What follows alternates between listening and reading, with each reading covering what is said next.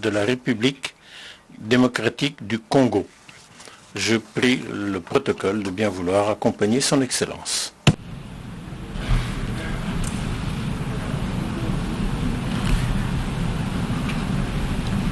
On behalf of the General Assembly, au nom de l'Assemblée générale, j'ai l'honneur de souhaiter la bienvenue à son Excellence Félix Antoine Tshisekedi Tshilombo, président de la République démocratique du Congo, et je l'invite à s'adresser à l'Assemblée. Excellence, à vous. Président de l'Assemblée générale des Nations unies, Excellences, Mesdames et Messieurs les chefs d'État et de gouvernement, Monsieur le Secrétaire général des Nations unies, Mesdames et Messieurs les chefs de délégation, la tenue de cette 78e session de l'Assemblée générale des Nations unies m'offre l'opportunité de partager avec les États membres de notre organisation la vision et les préoccupations majeures de mon pays, la République démocratique du Congo, face aux enjeux de l'heure dans le monde. Cependant, en avant-propos, je voudrais féliciter son Excellence M. Denis Francis pour son élection à la présidence de notre auguste Assemblée et rassurer l'ensemble des membres de son bureau du soutien de mon pays dans l'accomplissement de la noble mission leur confiée par notre institution. Je m'en voudrais si je ne remerciais pas le président sortant, M. Saba Korosi, pour son leadership clairvoyant et son dévouement qui ont contribué à faire avancer les débats et à trouver des solutions concertées. Mes remerciements s'adressent également à M. Antonio Guterres, secrétaire général des Nations unies, pour son engagement actif et permanent en faveur de la paix et la sécurité internationale.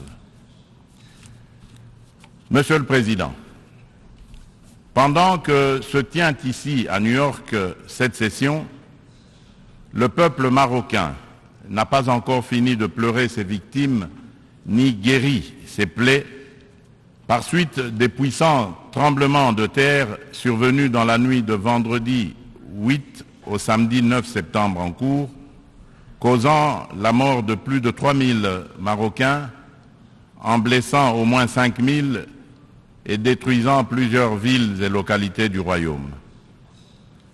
De même, les Libyens ne sont pas encore sortis des traumatismes des inondations qui ont ôté la vie à plus de 20 000 personnes et provoqué d'énormes dégâts matériels le dimanche 10 de ce même mois. Le peuple congolais salue la mobilisation de la communauté internationale pour secourir ces peuples frères du Royaume du Maroc et de la Libye. Il leur exprime toute sa compassion et sa solidarité et souhaite une prompte guérison à tous les blessés de ces deux calamités naturelles. Monsieur le Président, au-delà de déplorer ces calamités naturelles, l'actuelle session de l'Assemblée générale se tient à une période exceptionnelle de notre histoire où le monde est confronté à des situations graves qui menacent l'existence même de la nature humaine. À la guerre en Ukraine qui entraîne la crise alimentaire, marquée par une flambée des prix et une pénurie de denrées de première nécessité, s'ajoute l'aggravation des effets du réchauffement climatique, des conflits armés qui continuent à faire rage ci et là. Ces crises qui se renforcent mutuellement mettent au défi le système multilatéral et la coopération internationale. Or, maintenir la paix et la sécurité internationale, garantir la justice et les droits humains, favoriser le progrès social, instaurer les meilleures conditions de vie, sont en effet des vœux unanimes et intemporels de tous les peuples du monde qui doivent par conséquent demeurer au centre de notre action collective suivant une approche réellement multilatérale et inclusive. Nous sommes interpellés à travailler ensemble en vue de répondre à ces défis qui sont de portée existentielle. C'est pour cette raison fondamentale que je salue la pertinence du thème central annuel de cette session, intitulé « Rétablir la confiance et raviver la solidarité mondiale, accélérer l'action menée pour réaliser le programme 2030 et les objectifs de développement durable en faveur de la paix, de la prospérité, du progrès et de la durabilité pour tous. » Cette thématique place les valeurs de solidarité et de confiance au cœur des facteurs de la relance et l'accélération des solutions aux défis mondiaux étroitement imbriqués afin que faire progresser la paix, la sécurité et le développement durable. Ces deux valeurs prennent tout leur sens dans le contexte de crise que nous vivons aujourd'hui.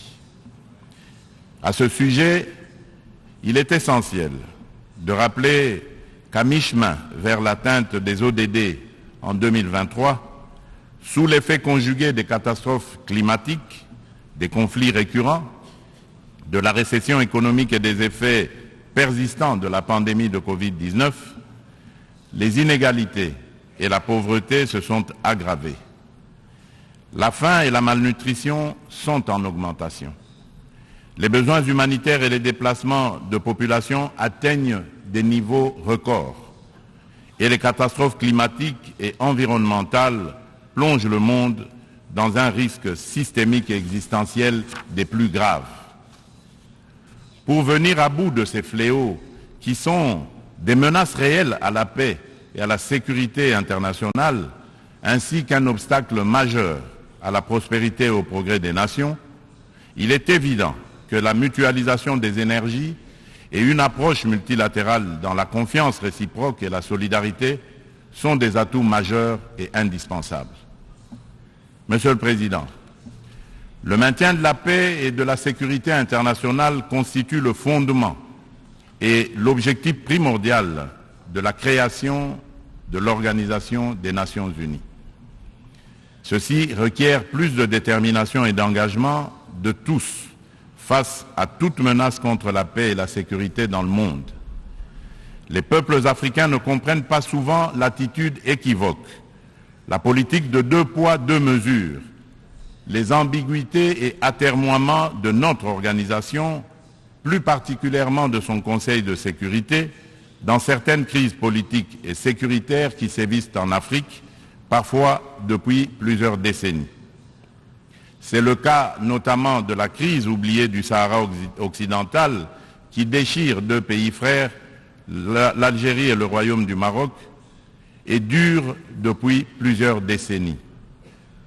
C'est aussi le cas de celui du Mozambique, victime d'attaques terroristes meurtrières depuis environ une décennie dans la province de Cabo Delgado. C'est la situation en Afrique de l'Ouest, dans la région sahélo-saharienne, où les troupes des Nations Unies se retirent, laissant derrière elles le souvenir de l'inachevé, alors qu'elles incarnaient tous les espoirs de libération des peuples des pays concernés des griffes du djihadisme. La République du Soudan n'en fait pas exception. Elle s'enlise dans une guerre civile meurtrière, opposant depuis l'année dernière les militaires fidèles au président Abdel Fattah al-Burhan aux forces paramilitaires de soutien rapide qui sont sous le commandement du général Mohamed Hamdai Dagalo. Cette guerre a déjà causé beaucoup de morts et d'importants dégâts matériels.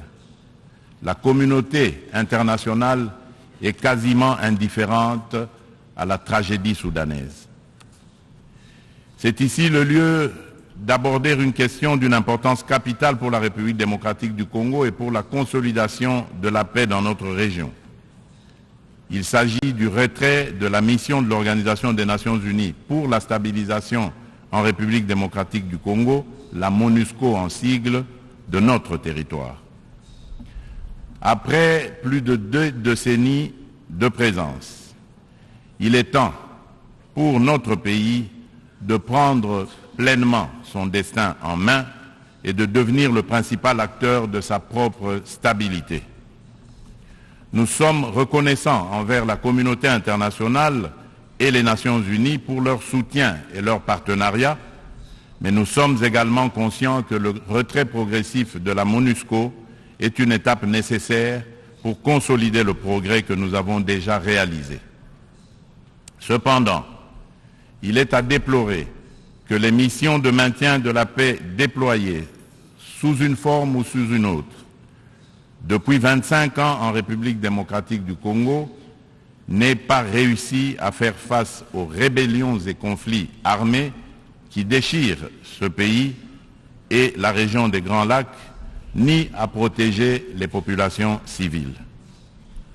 Aussi, le projet de retrait échelonné, responsable et durable de la MONUSCO, annoncé depuis 2018 et dont le plan de transition a été adopté en 2021, devient-il anachronique au regard de l'évolution des contingences politiques, sécuritaires et sociales actuelles. Il est donc illusoire et contre-productif de continuer à s'accrocher au maintien de la MONUSCO pour restaurer la paix en République démocratique du Congo et stabiliser celle-ci. Par ailleurs, l'accélération du retrait de la MONUSCO devient une nécessité impérieuse pour apaiser les tensions entre cette dernière et nos concitoyens. Il est temps pour mon pays d'explorer de nouveaux mécanismes de collaboration stratégique avec les Nations Unies, davantage en phase avec nos réalités actuelles. C'est pourquoi, en ma qualité de garant constitutionnel de l'intégrité territoriale, de la souveraineté et de l'indépendance de mon pays, de la bonne tenue de notre nation ainsi que du bien-être de mes concitoyens, j'ai instruit le gouvernement de la République d'entamer des discussions avec les autorités onusiennes pour un retrait accéléré de la MONUSCO de la République démocratique du Congo, en ramenant le début de ce retrait progressif de décembre 2024 à décembre 2023. Tel est le sens de la démarche actuelle de notre gouvernement, qui a adressé un courrier au président du Conseil de sécurité des Nations Unies en date du 1er septembre 2023, sollicitant l'accélération du retrait de la MONUSCO. En sus du retrait accéléré de la MONUSCO, la République démocratique du Congo réitère sa demande au Conseil de sécurité de l'ONU de sanctionner toute personne physique et morale reconnue comme auteur, co-auteur et complice, matériel et intellectuel des crimes de guerre et contre l'humanité, ainsi que des violations graves des droits de l'homme, du droit international et de la Charte des Nations Unies sur le territoire congolais.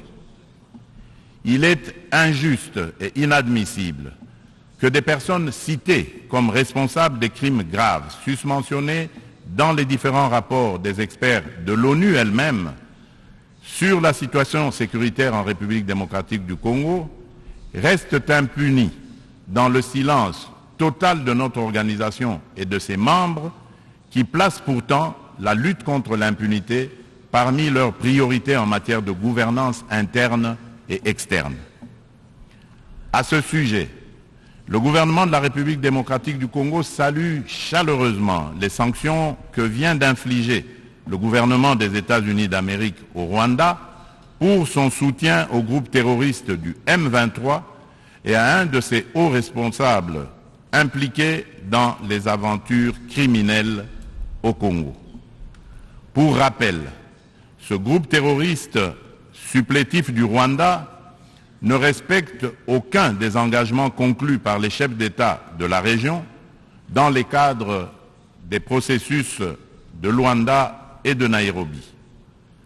En effet, non seulement ils n'ont pas quitté les positions conquises, mais ils continuent à massacrer nos populations civiles et refusent le précantonnement et le cantonnement, exigeant un dialogue qui ne leur sera jamais accordé. La République démocratique du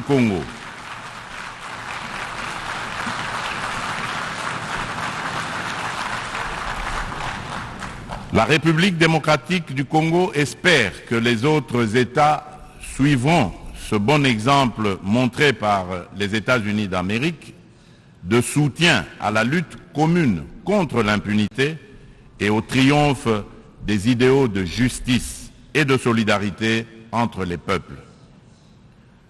Le gouvernement congolais attend de la prochaine réunion du Conseil de sécurité qu'il accorde une attention toute particulière à sa requête et qu'il soit constructif dans la gestion du processus délicat et laborieux de paix dans notre pays. Monsieur le Président, un autre défi qui préoccupe au plus haut point toutes les nations du monde est celui du réchauffement de notre planète.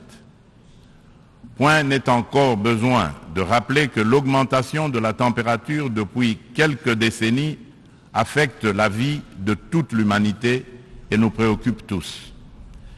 Cependant, force est de relever qu'en dépit des proclamations de foi des pollueurs en faveur de l'arrêt de l'émission des gaz à effet de serre, de multitudes de forats organisés à travers le monde pour combattre ce fléau, dont les 27 COP, conférence des pays membres de la Convention de l'ONU pour la lutte contre les changements climatiques, et de multiples résolutions et recommandations adoptées à ces différentes instances, le réchauffement de la planète est loin de se maintenir à 1,5 degré Celsius. Bien au contraire, à la COP 27 tenue à Sharm el-Sheikh, en Égypte cette année, des inquiétudes se sont manifestées sur une tendance à la hausse de cette température. Ce constat peu rassurant appelle sans doute à la revisitation de nos approches et des politiques adoptées. Dans ce cadre, le sommet africain sur le climat qui vient de se tenir à Nairobi au Kenya, sous la direction conjointe de l'Union africaine et de la République du Kenya, du 4 au 7 septembre dernier, a été une initiative salutaire et très opportune qui traduit la détermination de l'Afrique à participer activement au traitement de cette question vitale et de compter désormais comme un poids lourd incontournable dans la solution du réchauffement planétaire et de l'économie du futur plus verte et responsable. Les Africains sont sortis du sommet avec un cahier de charges commun, contenu dans la déclaration de Nairobi et axé notamment sur la réforme de l'architecture du système financier international pour plus d'équité, la restructuration et l'allègement des dettes de leur pays, la transformation locale de leurs produits et la mise en place d'un régime de taxation de carbone incluant une taxe sur le commerce des combustibles fossiles, ainsi que sur le transport maritime et aérien. Ils ont rappelé également aux riches pollueurs un engagement pris en 2009, mais non encore honoré jusqu'à ce jour, de fournir 100 milliards de dollars américains en financement climatique. La République démocratique du Congo demande aux Nations unies et à l'ensemble de la communauté internationale de prêter une attention particulière aux revendications légitimes de l'Afrique. Dans ce cadre, mon pays appelle à la création d'un marché carbone équitable et des prix incitatifs tout en renforçant l'efficacité des financements climatiques. Il espère une opérationnalisation rapide de l'article 6 de l'accord de Paris et soutient l'idée des partenariats mutuellement bénéfiques entre l'État et les secteurs publics. C'est dans la même logique que la République démocratique du Congo réitère sa disponibilité de coopérer avec tout partenaire, public ou privé, pour mettre en valeur ces minerais stratégiques en vue de la transition écologique et a pris des engagements courageux, notamment ceux de consacrer 30% de la superficie de son territoire national à la préservation de la biodiversité et de déposer une contribution prévue déterminée comportant des mesures d'atténuation axées sur 4 secteurs prioritaires: l'agriculture, les forêts, l'énergie et les transferts de technologies, ainsi que des mesures d'adaptation. Monsieur le Président, le multilatéralisme et le respect d'un système mondial fondé sur des règles ont soutenu la paix, la sécurité, la santé et la prospérité dans de vastes parties du monde depuis 78 ans.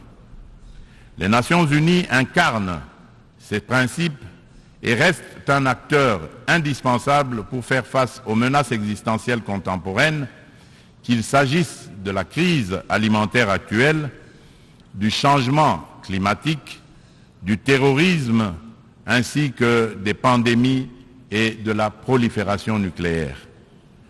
Aucune de ces menaces mondiales critiques ne peut être résolue par des nations agissant seules, aussi puissantes soient-elles. Tout cela exige une coopération multilatérale. Pour conserver la confiance de la communauté internationale, l'Organisation des Nations Unies doit montrer qu'elle est capable de s'adapter au temps présent et de relever avec efficacité et responsabilité les défis d'aujourd'hui. Aussi, pour donner un nouveau départ au multilatéralisme, la réforme de la Charte des Nations Unies sur les points clés, Conseil de sécurité, veto, chapitre 7, recours à la force, est-elle indispensable, mais ne serait pas suffisante. Les chantiers ne manquent pas. La coordination et la coopération entre les différentes institutions et agences des Nations Unies sont imparfaites. Des problèmes globaux sont abordés plusieurs fois dans différentes enceintes, sous des angles différents, de façon contradictoire, d'autres ne le sont jamais, nulle part. Chaque bureaucratie internationale entend persévérer dans son être.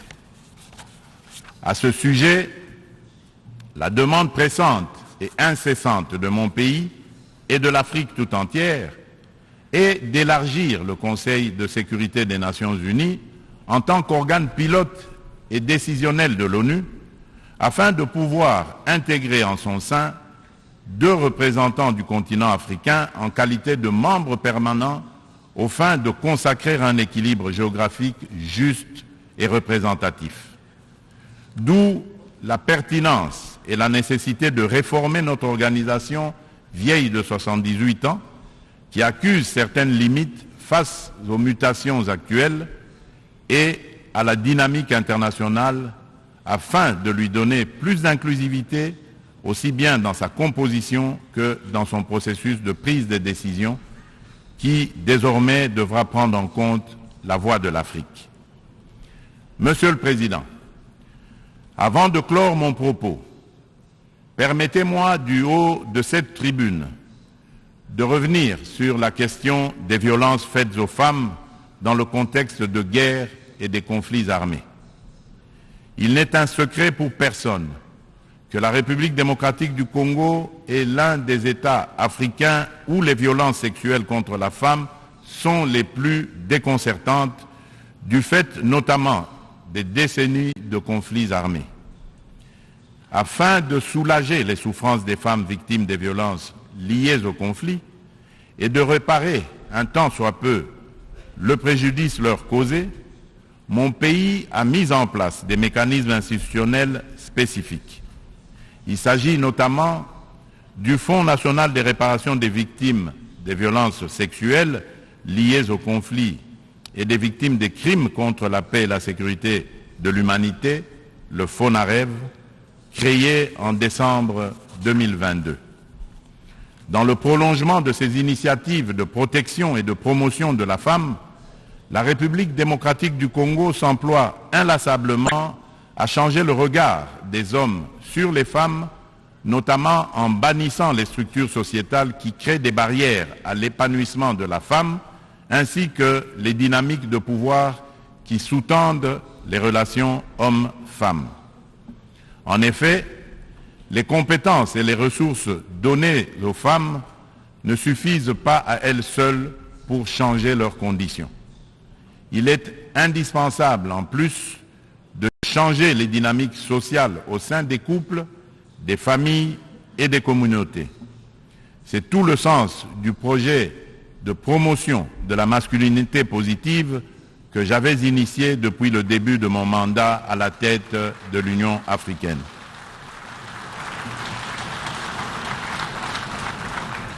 Monsieur le Président de l'Assemblée générale des Nations unies, Excellences, Mesdames et Messieurs les chefs d'État et de gouvernement, Monsieur le Secrétaire général des Nations unies, Mesdames et Messieurs les chefs de délégation, pour conclure, je voudrais confirmer une fois de plus qu'à la fin de cette année, des élections générales seront organisées en République démocratique du Congo dans les institutions à mandat électif jusqu'au niveau des communes.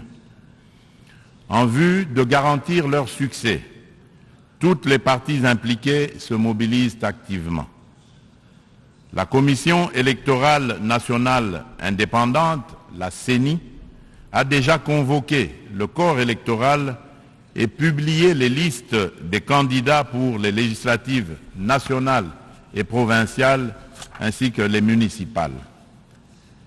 Des dispositions sont prises pour assurer la transparence, l'inclusivité, l'égalité des chances et la crédibilité des prochains scrutins. Des invitations ont déjà été lancées aux institutions internationales et organisations non gouvernementales spécialisées en la matière pour mandater leur mission d'observation électorale afin d'accompagner le processus et d'aider l'État congolais à consolider sa jeune démocratie. L'ONU est invitée aussi à y jouer un rôle important par ses institutions spécialisées. Le gouvernement congolais remercie déjà celles des institutions et ONG invitées qui sont déjà à pied d'œuvre. La République démocratique du Congo reste convaincue que l'ONU reste le cadre le plus approprié pour discuter de l'avenir de notre planète et des relations aussi bien entre les peuples qu'entre les États. Suite à la tenue d'élections démocratiques et apaisées au Zimbabwe, je lance un appel pressant aux Nations unies de mettre tout en œuvre pour obtenir la levée immédiate des sanctions contre la République du Zimbabwe et son peuple.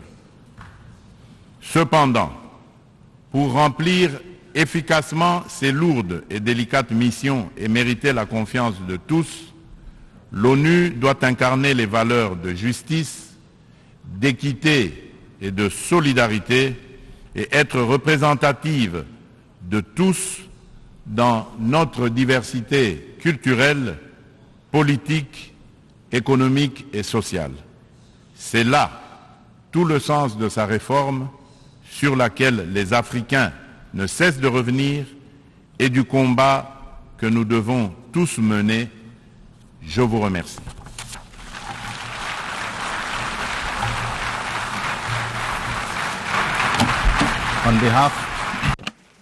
Au nom de l'Assemblée, je tiens à remercier le président de la République démocratique du Congo de l'allocution qu'il vient de prononcer. Je prie le protocole de bien vouloir accompagner son Excellence.